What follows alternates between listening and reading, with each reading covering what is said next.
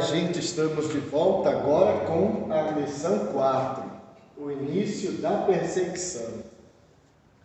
É claro que aqui já pressupõe que houve uma perseguição, né? O início da perseguição. Para discutir esse assunto, nossa revistinha traz 3 tópicos: o povo, as autoridades e os apóstolos. Primeira coisa a entender aqui é que a igreja, nós precisamos ter claro isso. A igreja é um projeto de Deus, é corpo de Cristo, é povo de Deus.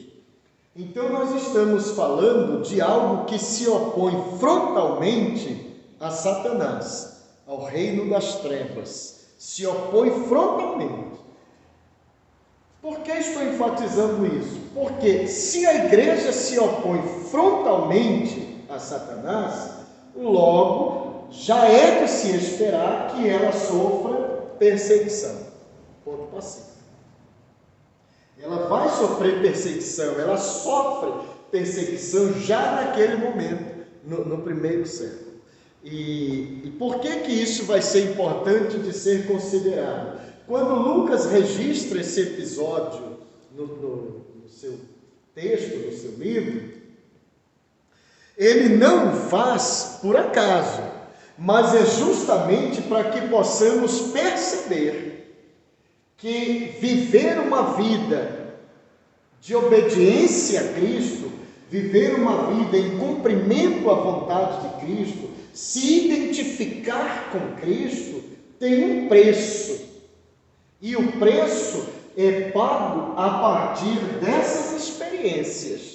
Ou seja, o mundo não vai olhar para você e bater palma. Olha que bom, que coisa linda. Aquele rapaz ali saiu das drogas e agora ele serve a Cristo. O Satanás não vai deixar isso passar em branco, de maneira alguma. Porque cada vida que deixa o mundo e vem para Cristo significa uma perda para Satanás. É um prejuízo para Satanás. Por quê? Porque ele investiu naquela vida.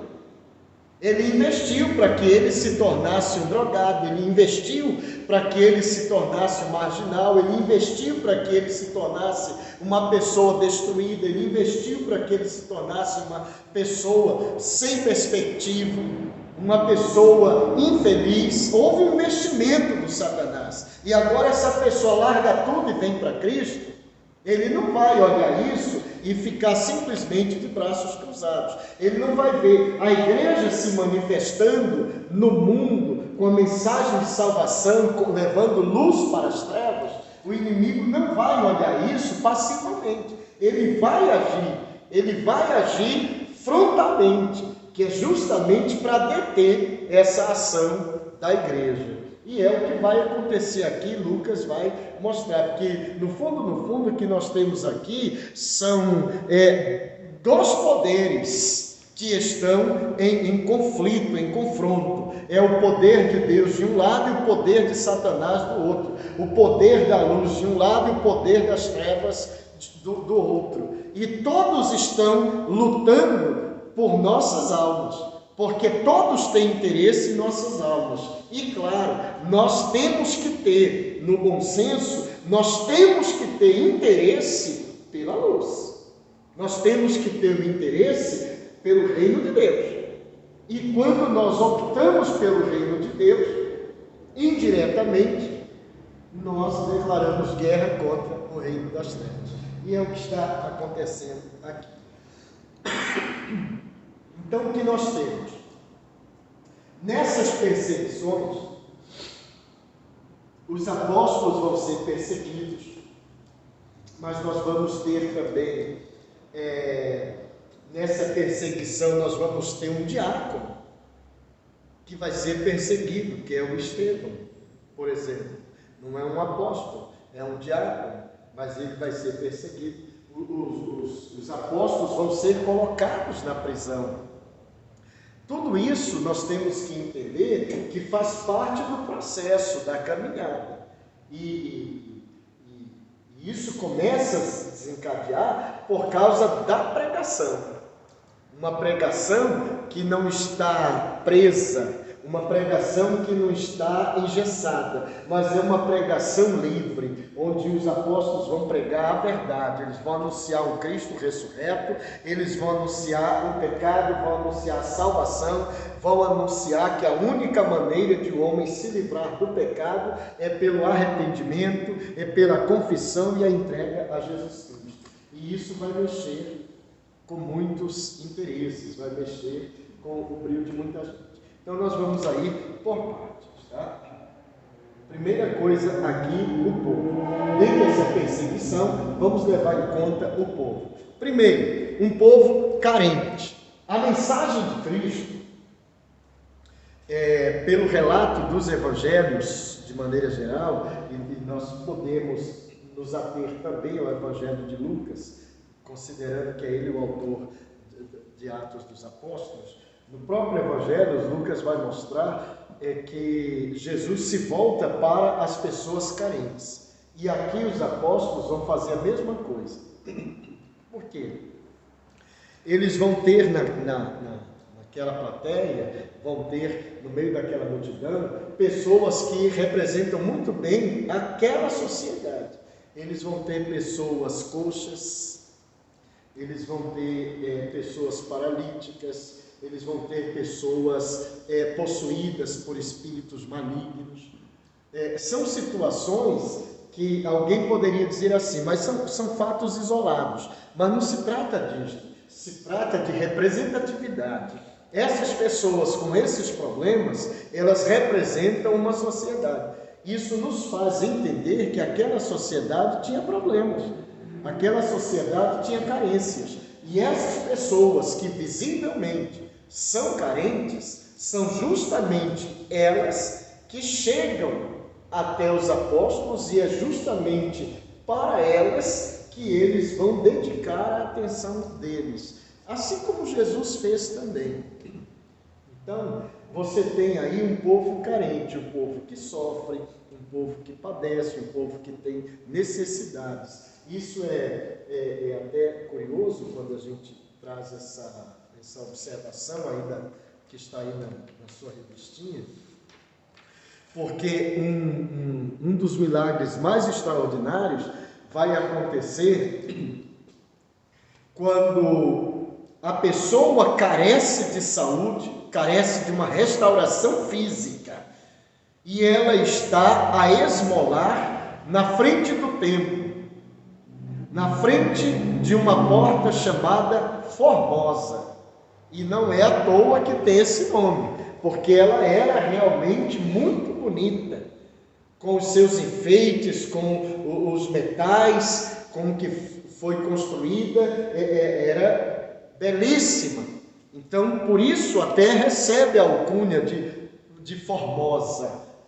Agora, é curioso, porque ali você tem, no templo, no portal, você tem o que há de mais belo, o que há de mais pomposo, de mais vistoso e exuberante. Mas ali, diante dessa beleza toda, você tem uma pessoa que tem carências de saúde, de restauração física. Você tem um homem coxo. E isso, se nós pensarmos hoje, quantas vezes nós passamos por aí, pelas nossas andanças na cidade, ou na sua cidade, no seu bairro aí, em algum lugar, você às vezes depara com um templo luxuoso, e ao redor pessoas pobres, carentes. É um contraste muito grande, e era o que havia lá, era o que acontecia lá. Então, pessoas carentes. Essas pessoas careciam de atenção, essas pessoas careciam de cuidados, essas pessoas careciam de amor, careciam de saúde, careciam de libertação, de consolo, de conforto, enfim, pessoas carentes. E os apóstolos vão se voltar para esse público. Então, a primeira coisa que precisamos levar em conta aqui é isso. Por que isso é significativo? Porque outras coisas virão na sequência em decorrência disso, dessa atenção dada a um povo carente. Então, a primeira coisa, era um povo carente. Depois, segunda coisa, esse povo, além de carente, também era um povo culpado. Culpado. Quando Pedro está pregando o seu sermão, e ele fala de Jesus, ele diz: a quem vós matastes. Esse povo, dias atrás, tomaram parte no assassínio de Jesus. Porque esse mesmo povo, dias atrás, havia optado por Barrabás e entregue Jesus para ser crucificado. Então é um povo culpado. É um povo que tem culpa. Isso é significativo. Depois, é um povo confuso. Por que um povo confuso? Veja bem, ao mesmo tempo, e isso concomitante, esse povo é culpado e, por ser culpado, é carente. Ele é culpado dos seus crimes, dos seus pecados, e por isso mesmo ele carece de perdão, carece da remissão dos pecados, carece do perdão. Então eles optam pela crucificação de Cristo e a libertação de Barrabás. Mas Pedro vai dizer: é esse mesmo Jesus que vocês crucificaram, o único que pode salvar vocês. Então eles optam pela condenação de Cristo e, ao mesmo tempo, eles precisam de Cristo para não serem condenados, para serem salvos. Então isso gera uma confusão na cabeça deles. Mas Cristo, ao ser crucificado, não é crucificado com água e rancor. Ele é crucificado por amor, justamente a esse tipo de gente. Esse povo que tem culpa, esse povo que tem pecados, porque ele diz: eu vim para os doentes, não vim para os sãos. Ele veio para aquele que havia se perdido. Então, esse povo precisa de Jesus, mas esse povo não consegue entender como que aquele a quem nós condenamos agora está disposto a nos salvar. Jesus não está só disposto a salvar, ele salva de fato. Ele é o Salvador genuinamente. Então, Pedro, os apóstolos de uma maneira geral, eles vão mostrar que Jesus é o único que pode resolver o problema da culpa, o problema da condenação que esse povo carrega. Isso vale para nós também. Porque nós nos tornamos culpados, sim, todas as vezes que nós cometemos erros, falhas, que nós ofendemos a santidade de Deus, ou que nós contrariamos a vontade de Deus, que nós nos insurgimos contra Deus, nós nos tornamos culpados.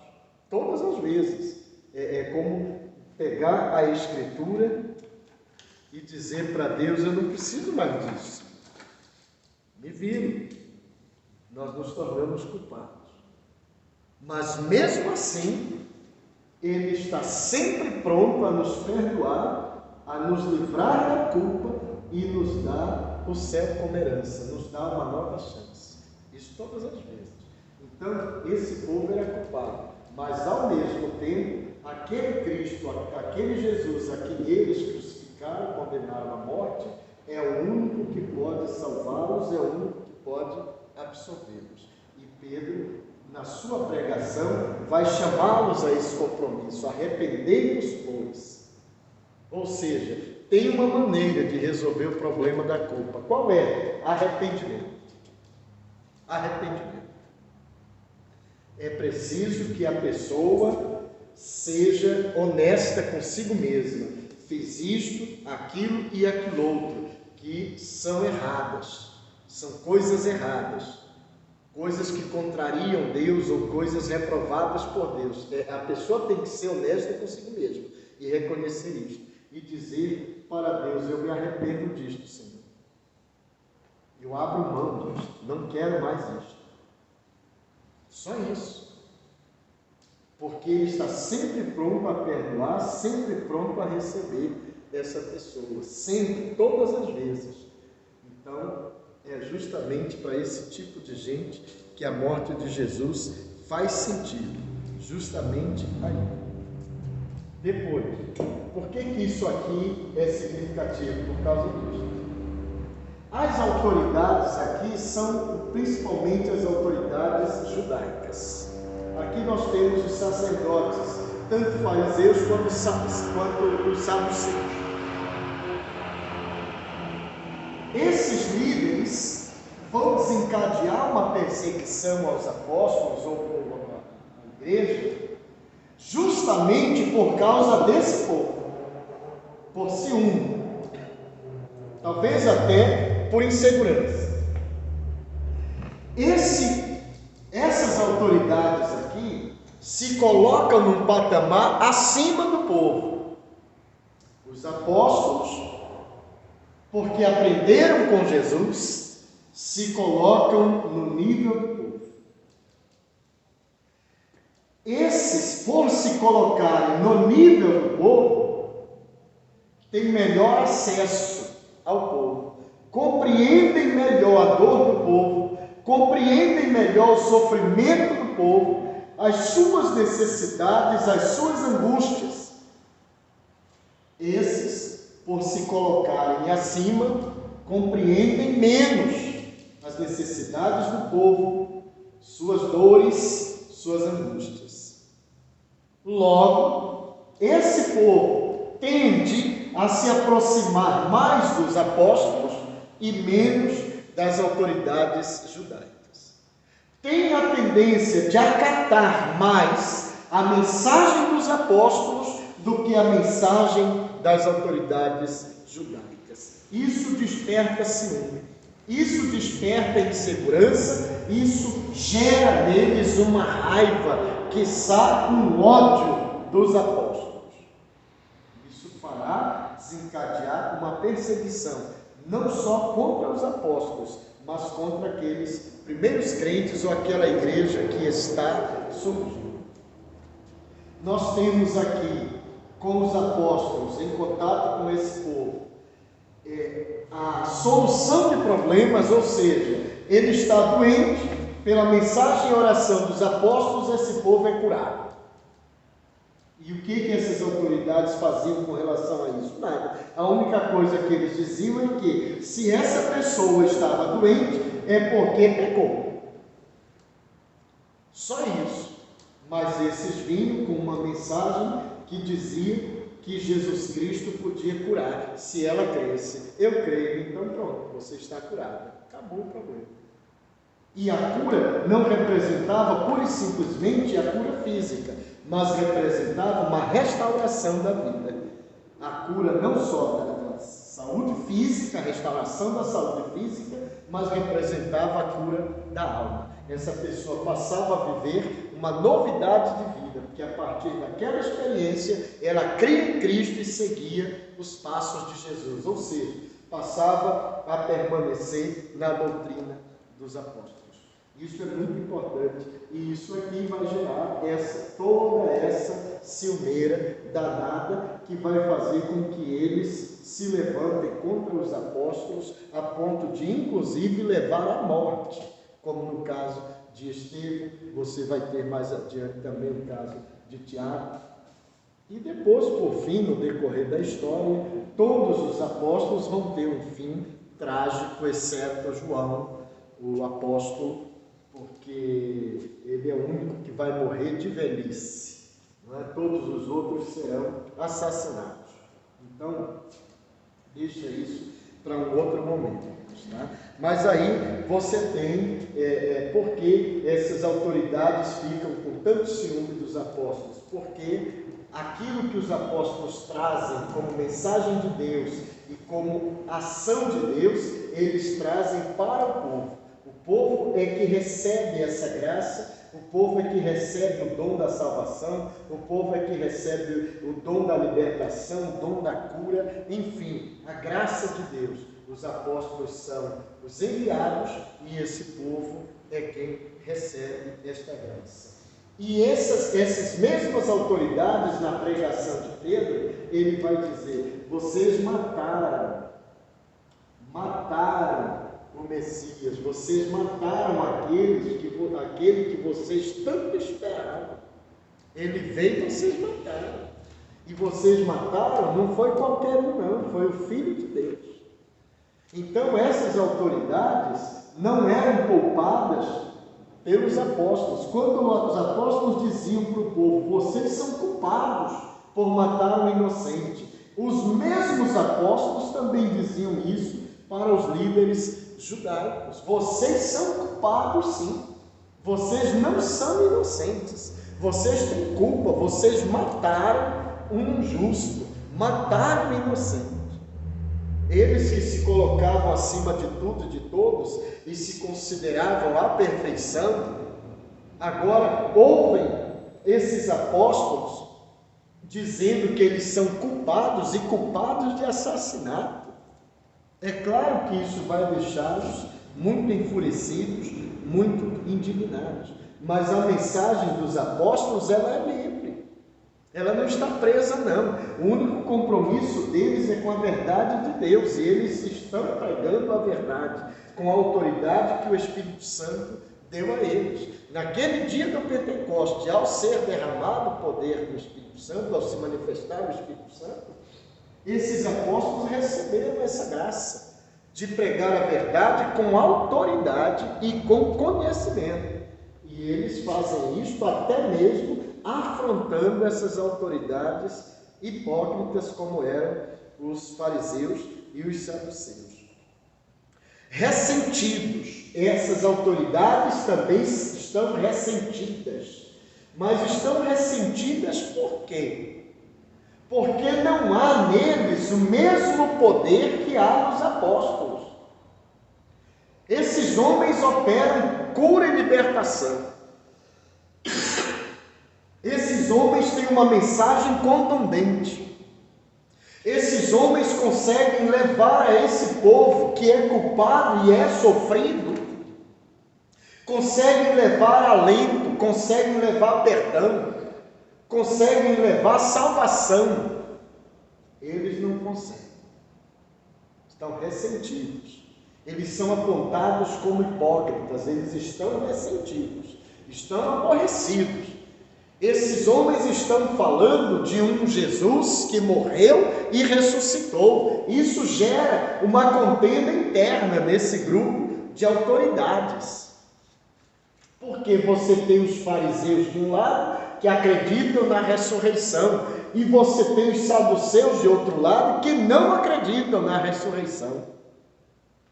E aí vem esses apóstolos e dizem que Jesus, que fora morto na cruz, ressuscitou. E é ele o líder da igreja, é ele o cabeça da igreja, é ele quem salva, é ele quem perdoa, quem liberta, quem cura. E para piorar a situação para esses fariseus e saduceus, esses apóstolos têm a favor deles que tudo aquilo que eles dizem na pregação, eles têm o poder do Espírito Santo para realizar na prática. Eles vão realizar os sinais prodigiosos. E essas autoridades não têm esse poder, não têm essa autoridade. Então é claro que eles vão ficar muito bravos com esses apóstolos.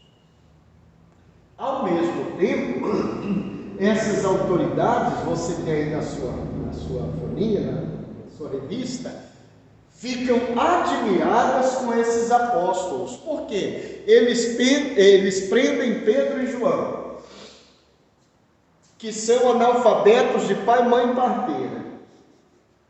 E eles ouvem a eloquência com que eles falam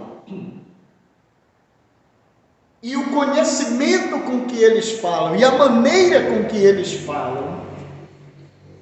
e eles chegam à conclusão: esses homens realmente andaram com Jesus. Por quê? Falam como ele, têm a autoridade que ele tinha.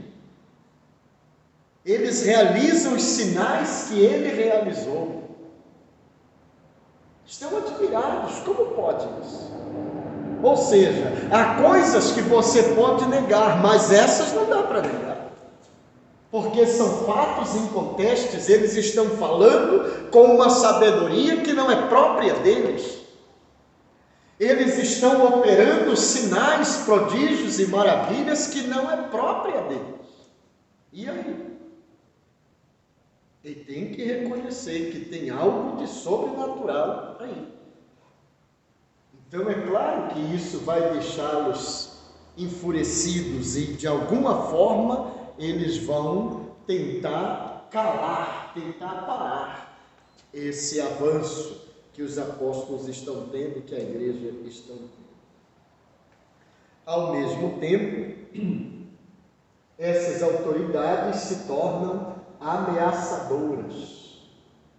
É curioso aqui, ameaça, porque até na legislação brasileira, ameaça é crime. E aqui eles já eram considerados culpados, e sendo ameaçadores como eles eram, se tornam mais culpados ainda. E eles vão ameaçar os apóstolos: olha, vamos soltar vocês, tá? Vão embora. Mas só tem uma coisa: nós estamos soltando vocês, vocês estão livres para ir, mas vocês estão proibidos de falar desse Nazareno. É mais ou menos aquilo que às vezes as pessoas fazem até dentro de casa, até com os filhos. Presta atenção, hein? Ameaça é crime. E às vezes a pessoa diz: olha, faz isso e tu vais ver o que vai te acontecer, tá? Experimenta. Se ameaça. Se ameaça. E eles estavam ameaçando. Estão proibidos de falar desse Nazareno. Sob que pena? Sob pena não só de voltar para a prisão, como também de serem condenados à morte. Simples assim. Então são ameaças. Essas autoridades se tornam ameaçadoras. Quando é que uma pessoa se torna ameaçadora? É quando ela não tem mais recursos. Ela sente a sua impotência. Ela se sente totalmente impotente. Então a única forma que ela encontra é de coagir o outro, metendo medo, apavoramento, para que o outro, enfim, faça o que ela está dizendo. Perdeu totalmente o controle da situação. Foi o caso aqui. Eles perderam totalmente o controle sobre o povo, o controle da situação, porque o que os apóstolos estão fazendo coloca-os em xeque, coloca a autoridade deles em xeque, o discurso deles em xeque. Mas os apóstolos respondem: nós não podemos deixar de falar daquilo que vimos e ouvimos, aquilo que nós sabemos, porque nós estivemos com Cristo, aquilo que nós vivenciamos com Ele, aquilo que nós recebemos dEle, aquilo que nós vimos Ele fazer. Nós não podemos nos calar diante disto. Em outras palavras, se vocês tiverem que nos matar, então que seja agora, porque nós vamos continuar falando, tá, Marco? É basicamente isso que eles estão dizendo. Então, nós precisamos observar essas coisas. Por que isso aqui é significativo? Essas autoridades se tornam perseguidoras dos apóstolos por causa daquilo que está acontecendo no meio desse povo. Os apóstolos realizam as obras de Deus no meio do povo, essas autoridades estão perdendo o controle, perdendo o domínio da situação. Como eles não têm outra maneira de deter o movimento que está se desenrolando, eles então começam a perseguir os apóstolos e perseguir a igreja com o intuito de debelar o movimento. Presta atenção. E quanto aos apóstolos, nesse início de perseguição, eles têm poder do alto. Ficai na cidade de Jerusalém, até que do alto sejais revestidos de poder. Lembre-se sempre disso. Ficai, permaneça aí, até sempre. Depois recebereis poder quando o Espírito descer sobre vocês. Bom, eles ficaram, eles permaneceram, o Espírito desceu e eles agora têm poder. Poder para quê? Para realizar as obras de Deus. Não se esqueça, você encontra nas palavras de Cristo que aqueles que creem nele farão as obras que ele fez e farão obras maiores ainda. Todos aqueles que creem nele. E aqui nós estamos vendo nesses homens simples de formação, a maioria maciça deles, analfabeto de pai, mãe, parteira, mas eles estão fazendo as obras de Deus. E eles estão realizando com uma autoridade ímpar, estão realizando de forma extraordinária a obra de Deus, sendo que nenhum outro líder religioso, nenhuma outra autoridade jamais conseguiu ter tal autoridade. E eles têm. Por quê? Estão revestidos do poder que vem do alto. Então, não é pela força, não é pela violência, como diz o profeta, que realizamos as obras de Deus, mas é pelo Espírito de Deus. E eles dão a prova disso. Então, eles tinham o poder, havia neles esse poder. Se eles diziam que uma pessoa ia ser curada, essa pessoa era curada. Se eles diziam que essa pessoa ia ser liberta, essa pessoa era liberta. Porque havia neles o poder de Deus. É assim que acontece. Por que eles conseguem enfrentar essas autoridades perversas? Quando proibidos de anunciar a Cristo, e eles então reiterem: nós vamos continuar falando. Vamos continuar falando. Por que eles fazem isso? Porque eles têm o poder de Deus para lhes capacitar a realizar essas obras de Deus e enfrentar, inclusive, o perigo. Havia neles mensagem. Que mensagem é essa? A mensagem deles é a palavra de Cristo. É uma mensagem evangelizadora, ou seja, é uma mensagem que leva a luz para que eles que estão em trevas enxerguem essa luz e saiam das trevas. É uma mensagem que tem conteúdo, porque é uma coisa sobrenatural que está acontecendo. Você não pode esquecer que o texto que eles têm ao alcance deles é o Primeiro Testamento, é a Escritura hebraica. No entanto, tudo que eles ensinam sobre o reino de Deus, sobre Cristo, sobre a igreja, eles extraem dali. E esse conhecimento eles têm por causa da graça de Deus que está sobre eles.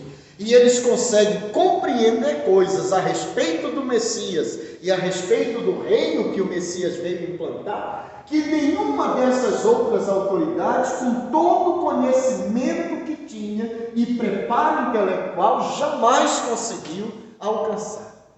E eles alcançaram esse conhecimento. Por quê? Porque a graça do Espírito Santo estava com eles, dando a eles essa capacitação para que eles pudessem levar a mensagem de libertação e de salvação ao povo. Então eles tinham uma mensagem, e a mensagem era uma mensagem escriturística. Hoje nós diríamos uma mensagem bíblica, uma mensagem fundada na Escritura, uma mensagem pautada na profecia.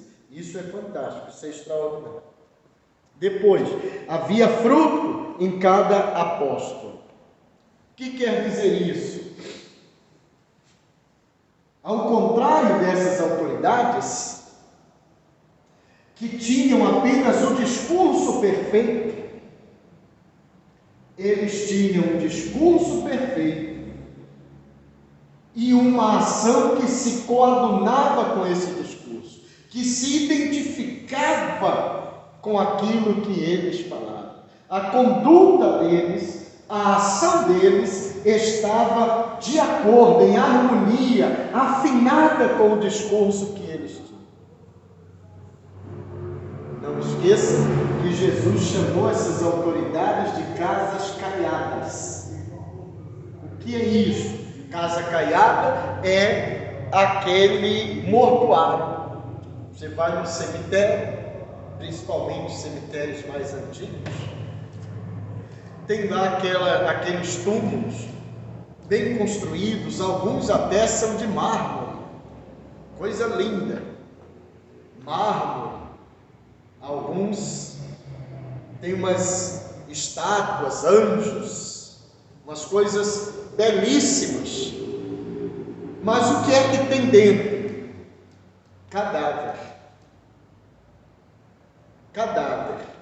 O que tem dentro são ossos secos, não tem vida, casa caiada. E Jesus dizia que esses fariseus e saduceus eram casas caiadas, muito bonitos por fora, mas por dentro só ossos secos, não tinham vida, só havia podridão. Com os apóstolos é diferente. Esses apóstolos têm vida com Deus.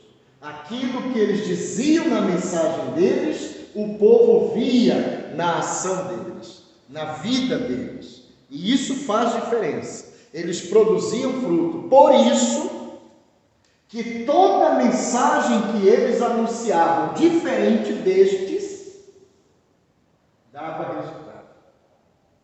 Todos os dias acrescentava o Senhor aqueles que haviam de se salvar. Por quê? Porque era uma igreja que se formava cheia do Espírito, na doutrina dos apóstolos, no ensino deles. E por que tinha tanta força esse ensino? Porque não era um ensino que se pautava só no aspecto teórico, na fala, mas era um ensino que se manifestava no viver diário, no cotidiano.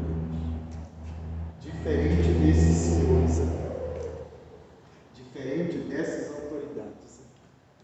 Então, isso é significativo. Por que essas autoridades perseguem os apóstolos? Por causa daquilo que eles operavam no meio do povo. E como foi possível a esses apóstolos suportarem essas perseguições? Porque eles viviam cheios do Espírito Santo. Porque eles viviam sob a égide do Espírito Santo, conduzidos por Ele, cheios do Espírito, preenchidos pelo Espírito Santo. Esse é o revestimento.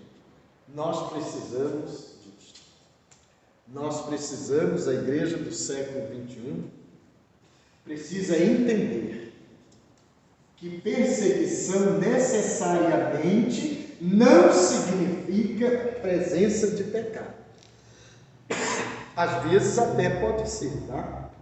O crente malandro e tal, vive uma vida cheia de erros e comprometida com coisas erradas por aí, e é claro que ele vai sofrer as consequências disso. Mas a igreja, quanto mais santa, quanto mais se santifica, quanto mais se aproxima de Deus, mais perseguida ela será. E você sabe que isto no Brasil já está acontecendo, né? As igrejas já começam a sofrer perseguições. De que maneira?